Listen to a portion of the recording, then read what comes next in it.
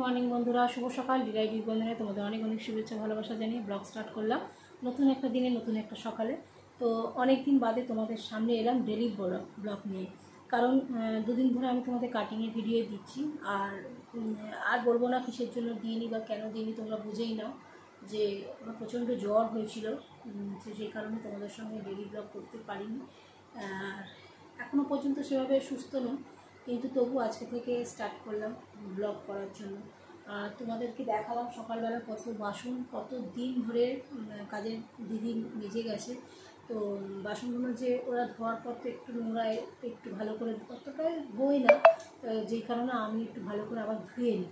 তো সেই কারণে বাসনগুলো দীর্ঘদিন ধরে পড়েছিল, প্রায় সপ্তাহখানেক ধরে পড়েছিল। যেটা যখন দরকার লাগছে ধুয়ে ধুয়ে কাজ করছি, কিন্তু আজকে একদম ঠান নিয়ে নিয়েছি যে আজকে বাসনগুলো আমাকে ধুতেই হবে। না ধুলে আমি কাজ করতে পারবো না, মানে আমার একটাও বাসন নেই যে আমি কোনো কিছুতে করে কিছু নেবো। আর দীর্ঘদিন পরে রয়েছে বাসনগুলো, সেই জন্য বাসনগুলো ধুয়ে নিলাম। চলো দেখো তোমাদের বাসনগুলোকে গুছিয়ে তুলি। এবার সবচেয়ে যে বড়ো জিনিসটা আছে সেটা হচ্ছে আমার পুজো করা। ওইটা হয়ে গেলে আমি খাই না খাই, আমার পুজোটা হয়ে গেলে আমার বিরাট বড় একটা শান্তি লাগে। তো ওইটা যতক্ষণ না হচ্ছে ততক্ষণ আমার কাজের শান্তি নেই। তো এবার যাবো, ফুল দিয়ে গেছে কিন্তু লাগবে, কালকে আনতে পারিনি। তো সেই কারণে ওকে বলেছিলাম যে ফুলের ছেলেটাকেই বলেছিলাম যে আমাকে একটু লাড্ডু এনে দিতে। তো দোকান বন্ধ হয়ে গেছে, 11:30টার সময় এসছে। তো দেখি ভাইকে বলি এখন যদি দুটো লাড্ডু এনে দেয়, আর বাসনগুলো গুছিয়ে তুলে রেখে একেবারেই যাব। তো চলো সাথে থাকো, দেখতে থাকো।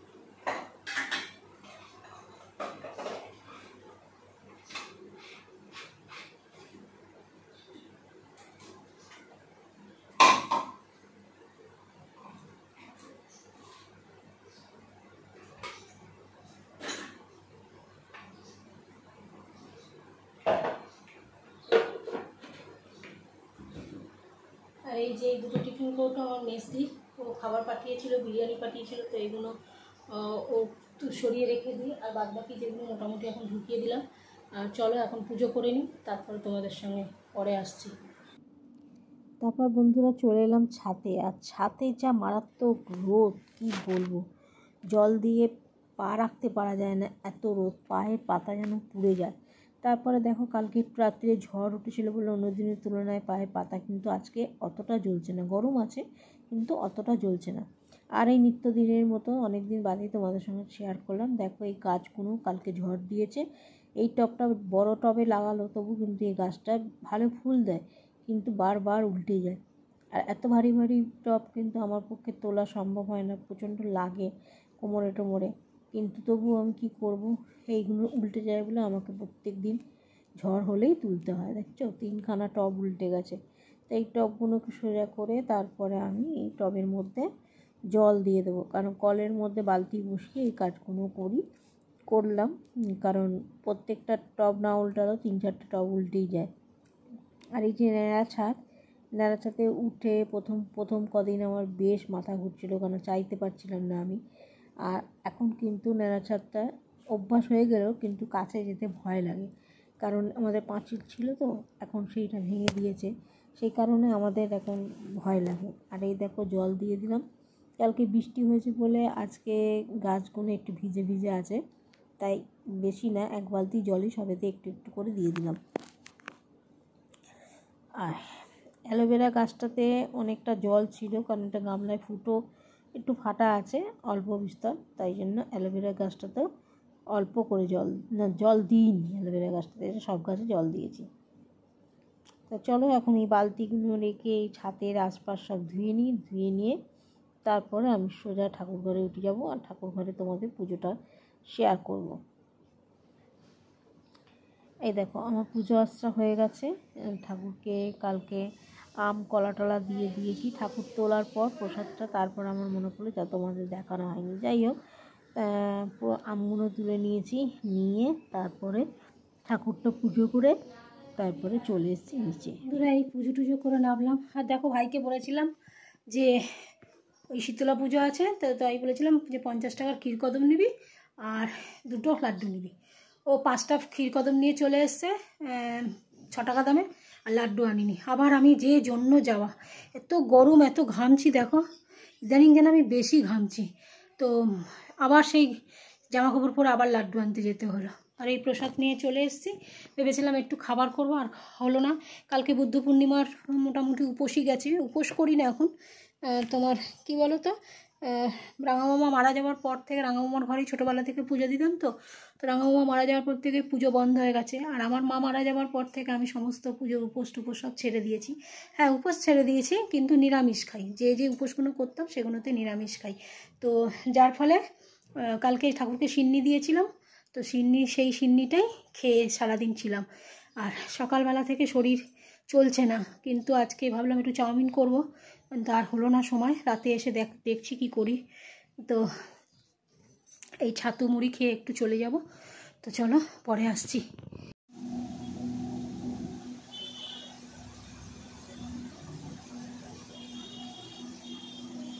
বন্ধুরা সেই সকালে পার্লার থেকে আসার পর তোমাদের সঙ্গে আর আমি ভিডিও বানাইনি। তো আজকে মঙ্গলবার, কালকে বুদ্ধ পূর্ণিমার উপোস ছিল। কালকে তো ঠাকুরের সিন্নিকেই কাটিয়ে দিয়েছি, আর রাতে 2টো মিষ্টি খেয়ে শুয়ে পড়েছি। আর আজকে এখন হচ্ছে কি খাবো, অফিস থেকে বললাম তুই নিয়ে আয়, বিস্কুট নিয়ে আয় আমার, আর তুই যা খাবি নিয়ে আয়। তো বললো আন্টি ফুচকা নিয়ে আস, নাহলে ফুচকাতে যদি পেঁয়াজ ঠাকাটিকি না হয় তাহলে ফুচকা নিয়ে আয়। যেটা যে মঙ্গলবার, ওই জন্য ও বললো তাহলে ফুচকা নিয়ে আসে। ও ফুচকা আনতে গেল। তো আমার আবার একটু খেতে ইচ্ছা করলো, কেননা 2 দিন ধরে এই মিষ্টি খাবার খেয়ে না মুখটা আর কি একটু ঝাল টক খেতে ইচ্ছা করছে। তো সেই কারণে আর ওকে বললাম ফুচকা নিয়ে, ফুচকা খাই। ওকে তো 6:30 বেজেই গেল। তো আমরা দুজনে বসে আছি। চন্দ্রাদি আজকে বাইরে গেল ঘুরতে, দার্জিলিং। তো সকাল থেকে আজকে একদম এত রোদের মধ্যে কেউ আর বেরোচ্ছে না, কোনো কাস্টমার আসেনি সকাল থেকে। এই এখন একটা সন্ধ্যের পর তাও একটু কাস্টমার হয়। তো এখন একজন এলো আইব্রো করতে, তাকে আইব্রো করে দেওয়া হলো, আর সে চলে গেল। আর ও এখন গেছে, এবং একটা ধূপ দিয়ে দে, তার ঠাকুরকে একটা ধূপ দিয়ে ফুচকা আনতে গেছে। চলো ফুচকাটা আসুক, তারপরে তোমাদের দেখাচ্ছি আমি খাবো, সেটা তোমাদের সঙ্গে শেয়ার করবো। ফুচকা নিয়ে এসছে, আজকে কি সাদা এতে দিয়েছি কালো এতে, এই যে ফুচকা টক জল দিয়েছে। তো চলো ফুচকাটা খাবো। দেখো মধ্যে ফুচকা নিয়ে এসছে, আর আমি একটা খাবো।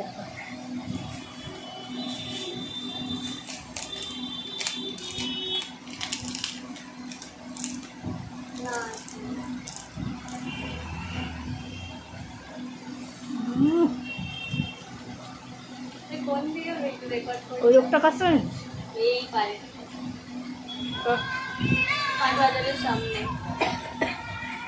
হ্যালো,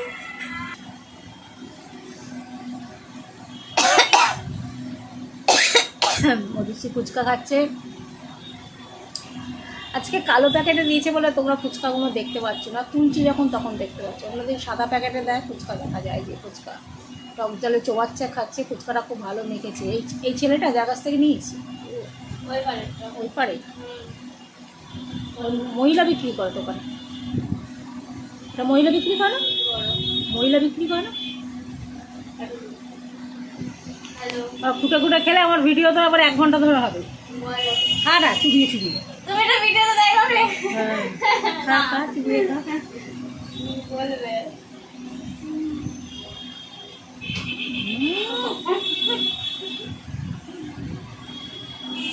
কেমন ফুচকা খাচ্ছে, ও খাচ্ছে, আমার জিভ দিয়ে জল করছে।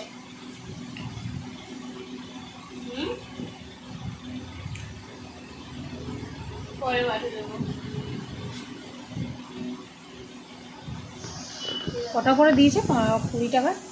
তুমি আমার বেশি 20 টাকায় কটা দিয়েছে? জানি না, 5টা না 6টা। কে কি 8টা। ঠিক আছে, খাও দেয়নি? দিয়েছে।你不那个，反正就是。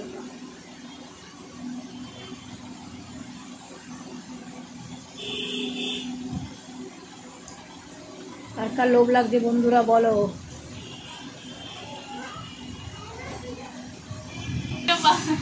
ভিডিও হচ্ছে না।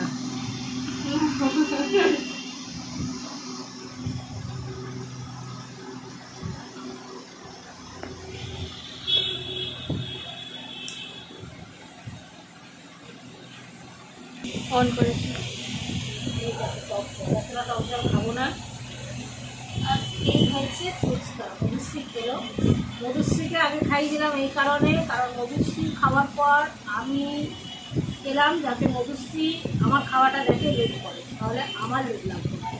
ঠিক আছে, এবার কি সাদা ফুচকা দিচ্ছে। বাবা কতবার আ করলে আন্টি। আমার হাতাই তো বল।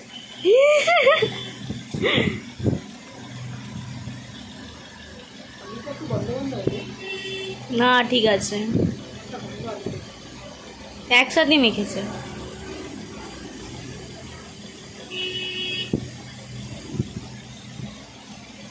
ভালো লাগছে। আইডিয়াটা ভালো দিলাম, ফুচকার আইডিয়াটা ভালো দিল।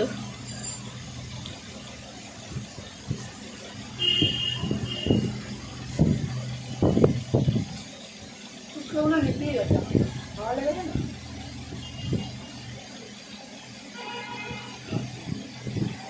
অনেকগুলো ফুচকা দিয়েছে, 8টা ফুচকা দিয়েছে, প্লাস একটা পাও দিয়েছে।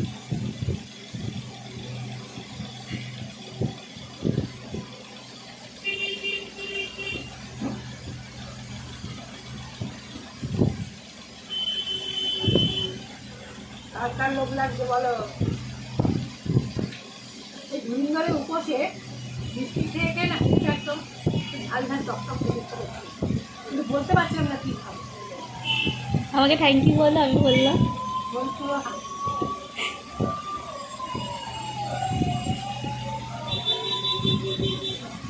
অলরেডি 2টো শুকনো ফুচকা আমি খেয়ে নিয়েছি। এখানে এত টক জল খাবো না, পেটের অবস্থা ভালো না তো।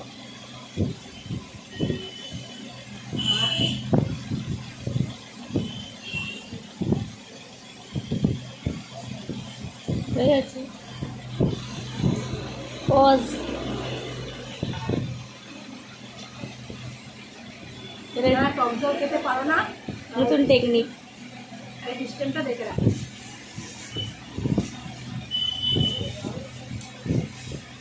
দেখো আমি সবটা খাবো না, একটুখানি খাবো।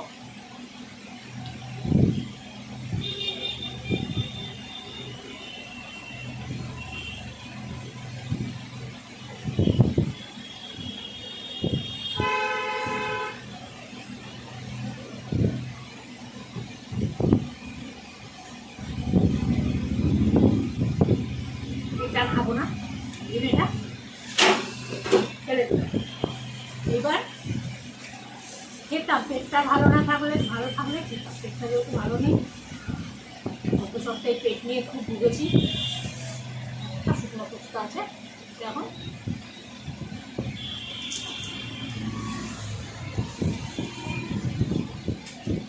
বলছি বলতে আন্টি তোমার মুখটা কত বড় করছো, আমার মুখটাই তো বড়, কি করবো, মুখটা ছোট আর মুখটা বড়।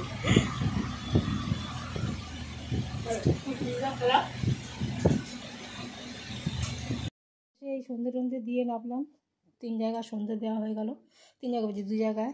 আর এই বিছনার চাদরটা একটু চেঞ্জ করবো যেহেতু 1 সপ্তাহ হয়ে গেছে। আর এইখানে দেখো দুধ জাল দেবো, দই পাতবো। আর এখানে চলো এই মোচার অর্ধেকটা রয়েছে ওটা কাটবো, দই পাতবো। আর এই টক্সিক জলটা বানাবো, থেকে কাজের শেষ থাকে না।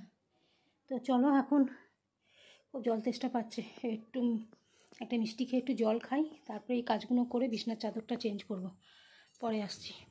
বসিয়ে দিয়েছি, দই পাতবো।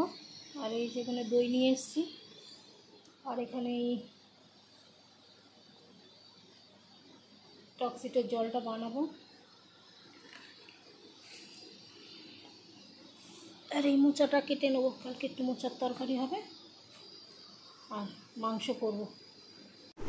এই যে বন্ধুরা দেখো বিছনার চাদর চেঞ্জ করে দিলাম, আর চাদরটা নিয়ে মেশিনে ঢুকিয়ে দিলাম, দিয়ে এই পরিষ্কার পরিচ্ছন্ন করলাম। ওই মোবাইলটায় চার্জ নেই, চার্জে বসালাম। আর চলো এখন একটু এসিটা চালাই, চালিয়ে তারপরে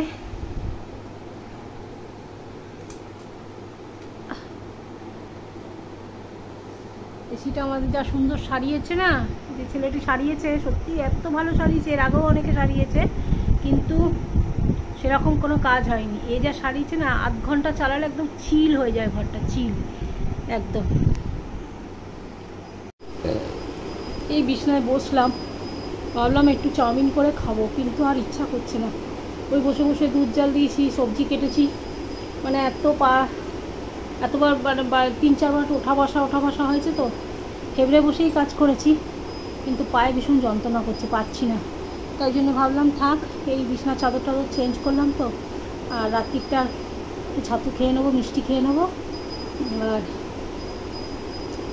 ইচ্ছা থাকলেও না, শরীরটা দেয় না বলে কিছু করতে পারছি না। পার্লারটা কী অবস্থা, কী নোংরা হয়ে রয়েছে। পার্লারটা যে একটুখানি পরিষ্কার করব, পার্লারে এই মেশিনপত্রগুলো সব আমার আলমারি যেখানে জামা কাপড় রাখি ওয়ার্ড্রপের মধ্যে ঢোকানো, তারপরে তোমার ক্রিম সব ঢোকানো আছে, তোমার সমস্ত কিছু পথি প্লাসের সমস্ত ক্রিম সব আলমারির মধ্যে ঢোকানো। পার্লারে এসে সাজিয়ে রাখবো সেটুকু সময় পাচ্ছি না। দেখি এই বৃহস্পতিবার যদি পারি একটু গুছিয়ে রাখবো, এরকম করে করে অল্প অল্প করেই কাজ করতে হবে। তো চলো পরে আসছি, দেখতে থাকো। রাতের বেলা ছাতু আর মিষ্টি খেয়ে তোমাদের সঙ্গে ভিডিওটা শেষ করবো। এখন একটু যোগা করব বসে, কেন সকালের দিকটা হয় না, ওই যে বলি ঘুম ভাঙে না ওষুধ খেলে। একটু যোগা করব, যোগা করে তারপরে শোবো, পরে আসছি। এই যে বন্ধুরা দুটো ওষুধ, কী করে দেখাবো তো, এই দেখো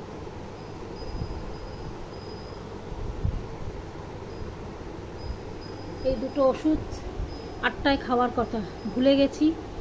আর কালকেও রাত্রিবেলা ভুলে গেছিলাম, তাও একটু খাইনি, ভাবেছি 9:30 বেজে গেছে আর খাবো না। কিন্তু রাত্রিরে অনেক রাত্রির অবধি ঘুম আসেনি। এটা কিরকম যেন একটা অভ্যাসের মতো হয়ে গেল আমার।